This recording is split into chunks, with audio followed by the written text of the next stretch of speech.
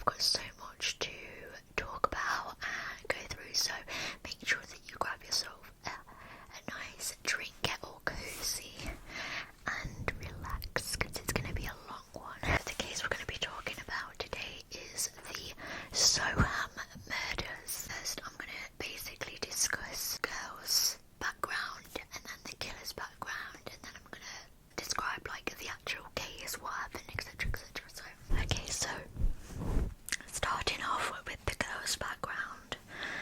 So there's two girls I want to talk about today, and both of them are 10 years old at the time this case took place.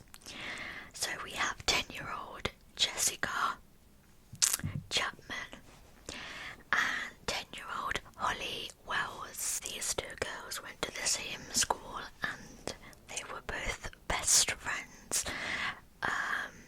On this day, Jessica called over to see her friend Holly, and they both live quite close to each other, so it's not like a far distance walk or anything. They were both born just 1 month apart from each other, and yeah, they're just from reading that, you get a sense of that they're both like so. They're like a close-knit sort of community. Their parents knew their parents, etc. The kids went round a lot each other's houses, as you do when you're that age, to have sleepovers and things. So they were really, really close, really close-knit. Molly's parents, Kevin and Nicola, were having a barbecue at the time of this case, and Nicola took a photo of the two girls wearing a matching football shirt. Nobody knew it then, but that photo that Holly's mum took would soon be seen by millions of people around the world, unfortunately, and not for good reasons. Around 6:15 p.m, they decided to buy some sweets from the shop. They didn't tell anyone they were going out, but in all likelihood, this was probably because the shop was really close to where they lived, and they only planned to be outside for a few minutes and come straight back home. At 8:20 p.m. that same day, that night, people were leaving the barbecue at Holly's parents' house and heading home, so Nicola called up to the girls to ask them to come down to say goodbye to everyone. When there was no answer, she went upstairs to Holly's bedroom, but they both weren't there. At the time, Nicola wasn't overly concerned, as her curfew was 8:30 p.m, so they still had about 10 minutes to go. And they were such good, reliable girls, and so well behaved and responsible, that she thought they would be home very soon. It was not in their character to do stuff like this, to hang out too late. They knew the time. They were very, very well behaved and responsible young girls. When they hadn't returned by 8:45 p.m, Nicola then began to worry. She contacted Sharon, which I believe is Jessica's mum, to see if the girls were there, but they weren't. So Kevin headed out with a couple of his friends to search the Soham area. They contacted the police at 9:56 p.m. when they still couldn't find the girls, and a large number of people joined the search. Huntley somehow lured the girls into the house. Police traced Jessica's phone and believed the girls were inside his house at 6:34 p.m.